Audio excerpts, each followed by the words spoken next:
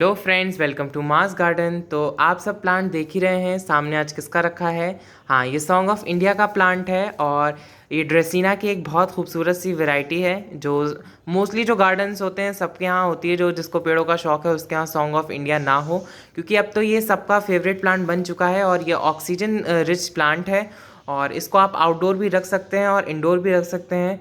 और मैं बार बार ये वीडियो में एक बार कहता हूँ कि मोस्टली जो प्लांट्स होते हैं वो इंडोर नहीं होते हैं, सब आउटडोर ही होते हैं। लेकिन कुछ प्लांट ऐसे होते हैं जिनको लाइट कम चाहिए होती है, जैसे हमारा अरेका अरेका पाम होते हैं, इनको थोड़ी लाइट कम चाहिए होती है, धूप सनलाइट जो होती है वो कम चाहिए होती है। कुछ प्लांट को जो है 700 NP चाहिए होती है लाइट और कुछ प्लांट को 680 चाहिए होती है। तो ये जो प्लांट आता है वो 680 NP में आता है और एरेका जो इंडोर प्लांट है वो 6 NP में आते हैं। तो जो 6 NP का मतलब ये होता है डिफरेंट टाइप की लाइट्स होती हैं प्लांट के लिए। डिफरेंट टाइप के जो क्रोटोन के प्लांट होते हैं उनके लिए अलग होती है और जो हमारे आउटडोर प्लांट होते हैं जैसे चांदनी आंदी उनके लिए अलग होती है। तो इसको जो है 680 NP लाइट पसंद है। तो 6 NP लाइट का मतलब सेमी शेड, जहाँ धूप आती हो छनी हुई।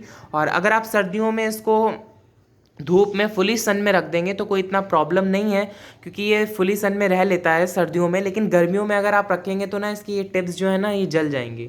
और इसका नाम सॉन्ग ऑफ इंडिया इसलिए भी पड़ा क्योंकि जो इसकी लीव्स है ना, ये जब हवा चलती है नॉर्थ इंडिया में तो इसकी साउंड जो है, लीव्स जो है वो एक साउंड प्रोड्यूस करती हैं। आप दिखेगा इसकी जो लीव्स हैं वो साउंड प्रोड्यूस करती हैं एक दूसरे से टकरा के, इसीलिए इसका नाम सॉन्ग ऑफ इंडिया पड़ा।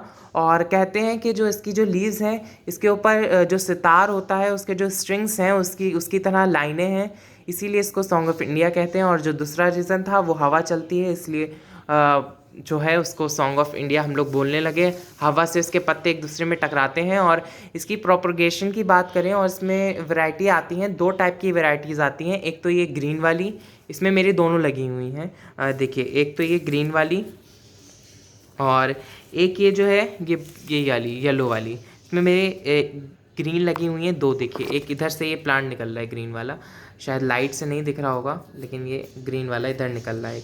और इसको मल्टीप्लाई करना सबसे अच्छा सीज़न जो है वो रेनी सीज़न होता है।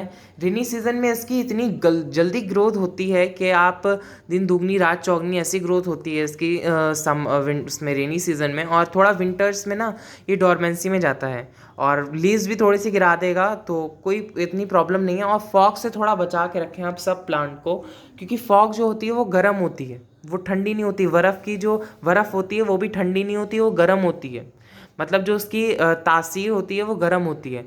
तो और जो फॉग होती है उसकी तासीर भी गर्म होती है। तो प्लांट्स को जितना हो सके आप फॉग से बचाएं। अगर आपने फॉग से बचा लिया आपका प्लांट, जो हमारे जो फ्लावरिंग प्लांट होते हैं वो भी फॉग जब बहुत गिरता है ना तब वो भी फॉग से बचना मांगते हैं, क्योंकि उसमें भी प्लांट वो ख़राब होने लगते हैं। रूट रॉट बहुत होता है और उसमें एरेका पाम में तो रूट रॉट इतना हो जाता है सम विंटर्स में। आपके जो भी मोस्टली मेरे तो एग्लोनिमा बहुत मरते हैं विंटर्स में। और क्योंकि विंटर में जब बहुत ज़्यादा टेम्परेचर गिर जाता है तो प्लांट जो है वो अपना पूरा सिस्टम जो भी वो प्रोसेस करते हैं, फोटोसिंथेसिस का प्रोसेस पूरा रोक देते हैं, एक तरह से जाम हो जाते हैं। उनकी न्यू लीव्स भी नहीं निकलती, ग्रोथ भी नहीं होती है और एकदम से वो ऐसा जैसे सोते हैं हम लोग ऐसे ही उनका भी टाइम एक सोने का आता है और वो सोते हैं। और ये जो हमारा प्लांट है ये, अब मैं टॉपिक से भटक जाता हूँ बार बार, ये जो हमारा प्लांट है ये 8 इंच के पॉट में लगा हुआ है मिट्टी के। और आपने देखा होगा जो भी मेरे प्लांट हैं वो सारे सेरेमिक के पॉट में लगे हैं, बिकॉज सेरेमिक के पॉट बहुत अच्छे होते हैं प्लांट्स के लिए। पहले तो सेरेमिकी के पॉट चलते थे, अब प्लास्टिक के पॉट चलने लगे। मतलब मैं जब छोटा था तब प्लास्टिक के पॉट्स नहीं आते थे, तब सेरेमिकी के आते थे। प्लास्टिक के आते थे लेकिन वो जो ब्लैक वाले आते हैं ना सस्ते वाले, वो नहीं आते थे, बहुत एडवांस आते थे मोटी वाली प्लास्टिक के। लेकिन मेरा सजेशन है आप अगर ये लगाएं तो ग्राउंड में लगाएं, और अगर गमले में लगाएं तो आप उसको उसी में लगाएं। और इसकी कटिंग्स मैंने लगाई हैं, कटिंग लगाई थी वो देखिए, दोनों सक्सेसफुल हो गई। एक तो वो दिख रही होगी आपको और एक इसमें से ग्रीन वाली लगाई थी की हुई है। तो मेरे ये जो प्लांट है इसमें से मैंने कई प्लांट बनाए थे और लोगों को दे भी दिए। देखिए इसमें से ये प्लांट ना अपने आप मैंने इसमें से ही निकाले थे, 2 प्लांट तो मैंने इसमें ही से ही निकाले थे। ये एक वो जो कटिंग लगाई है वो तो मैंने यहाँ से काटी थी। अगर आप इसकी ये जो कटिंग है ना, ये कटिंग है, ये कटिंग ये आप यहाँ से तोड़ लीजिए, इतनी कम से कम इतनी तोड़ लीजिए, यहाँ से तोड़ लीजिए और इसको इतनी मिट्टी में लगा दीजिए। ये और नीचे की लीव्स हटा दीजिएगा, या अगर नहीं भी हटाएंगे तो वो खुद गिर जाती है अपने आप। तो इतना टेंशन मत लीजिएगा, लेकिन आपको ये नहीं करना है कि जैसे हम लोग की प्लांट की और जो हम लोग करते हैं ना कि यहाँ से ऊपर से पिंचिंग करके लगाना नहीं। आपको अगर आप कटिंग आप एक सिंगल लगा रहे हैं तो आप सीधी लगाइएगा, ऊपर से काट के और जैसे डंडी इतनी सी लगा देना आप, तो वो सही नहीं रहता, उससे जल्दी ज़्यादा ग्रोथ नहीं होती। अगर आप ऐसे ही लगाएंगे तो इससे ज़्यादा जल्दी ग्रोथ होगी, आपको दिखेगा प्लांट हाँ मेरा चलेगा, जल्दी चलेगा। और अगर आप ऐसे ऊपर से काट के मतलब जैसे ऐसे इतनी डंडी लगाएंगे, ऊपर से इतना काट दिया, इतना सा काट दिया और ये लगाएंगे, हो तो जाएगी लेकिन ये थोड़ा टाइम लेगी। और ये जो है ये ग्रोइंग है इसकी टिप, तो जल्दी ये ऊपर जल्दी जल्दी उगेगा। तो और इसके खाद की बात करें तो आप इसको खाद अगर नहीं देंगे तब भी ये प्लांट रह लेगा। और अगर खाद देनी है घर की, तो घर की खाद में आप केले के छिक्कल जो हैं उसको सुखा लीजिए और सुखाने के बाद मिक्सी में पीस लीजिए और उसको पानी में डिज़ोल्व करके दे दीजिए।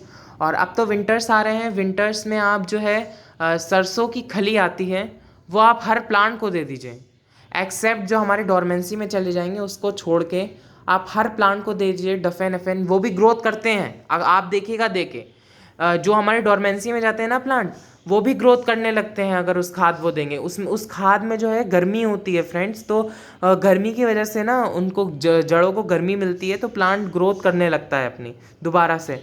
तो अगर आप नीम खली मैं तो देता रहता हूँ, लेकिन ग्रोथ आपको गर्मी जैसी नहीं मिलेगी, आपको स्लो मिलेगी, ज़्यादा तेज़ नहीं मिलेगी। और ये प्लांट जो है थोड़ा मतलब बहुत तेज़ बरसातों में बढ़ता है, बाकी सर्दियों और जो बहुत ज़्यादा गर्मी होती है उसमें स्लो होता है थोड़ा। और इसकी बात करें अब खाद की तो मैंने बता ही दिया। पानी की बात करें तो पानी इसको ऐसा सॉइल में लगाइए। देखिए जो मेरी सॉइल है ना वो अब नीचे से गीली है लेकिन ऊपर से ड्राई है और कितनी सैंडी है। आप इसको ना बलुआ मिट्टी में लगाएं। बलुआ मिट्टी का कहने का मतलब मेरा ये है कि ऐसी मिट्टी जिसमें बालू की क्वांटिटी बहुत हो। ये जो प्लांट होते हैं ना वो चिकनी मिट्टी में आते हैं ज़्यादातर।